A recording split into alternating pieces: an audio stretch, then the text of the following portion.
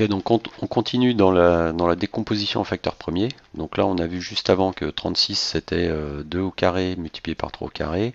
30 c'est 2 à la puissance 1 fois 3 à la puissance 1 fois 5 à la puissance 1. Là, on va reprendre 12, on dit que c'est 3 fois 4, donc c'est 3 à la puissance 1 fois 2 à la puissance 2. Alors maintenant, si on veut faire une division, donc ça c'est la division qu'on a vue juste avant, on la refait un petit coup un peu mieux détaillé ici. Donc 36 c'est 2 au carré fois 3 au carré, ce qu'on réécrit ici entre parenthèses. Divisé par 30 c'est 2 fois 1, 2 puissance 1 fois 3 puissance 1 fois 5 puissance 1, c'est ce qu'on réécrit ici. Et là en fait ce qu'on va faire c'est qu'on va reprendre les facteurs. Là on a 2 au carré, donc c'est 2 fois 2. Donc 2 à la puissance 1 fois 2. Et les 2 à la puissance 1 vont sauter des deux côtés. Il va rester juste 1 fois 2 ici. Donc on retrouve ici. Là, le 3 au carré et le 3 à la puissance 1. 3 au carré, c'est 3 à la puissance 1 fois 3. Donc le 3 à la puissance 1, il va se simplifier avec celui-là. Donc il restera juste le fois 3 d'ici. Et ici, on a donc ces deux-là, ils sont disparus dans la simplification. Et il ne reste plus que 5 puissance 1, c'est-à-dire 5.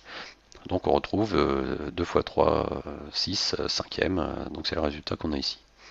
Et ça, ce sera, quand on a décomposé en facteur premier, on est sûr que ici, si on a bien simplifié comme il faut, on est sûr qu'ici, on a la fraction la plus simple possible par rapport à la fraction de départ, hein, par rapport à la division qu'on a ici. On a simplifié au maximum notre division en gardant une division entre deux nombres entiers. Voilà.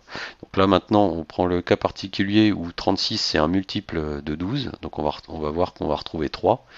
Donc 36 si on le redécompose ici, c'est ce qu'on avait ici, donc on recopie ici. 12 on recopie l'expression qu'on a ici, donc on a ça. Et là pour sa simplification, donc on voit déjà qu'on a du 2 au carré qui va se simplifier avec le 2 au carré. Il nous reste 3 à la puissance 2 divisé par 3. 3 à la puissance 2, c'est 3 puissance 1 fois 3. Donc ça nous donne, on simplifie les 3 puissance 1, ça nous donne 3 sur 1, c'est-à-dire 3.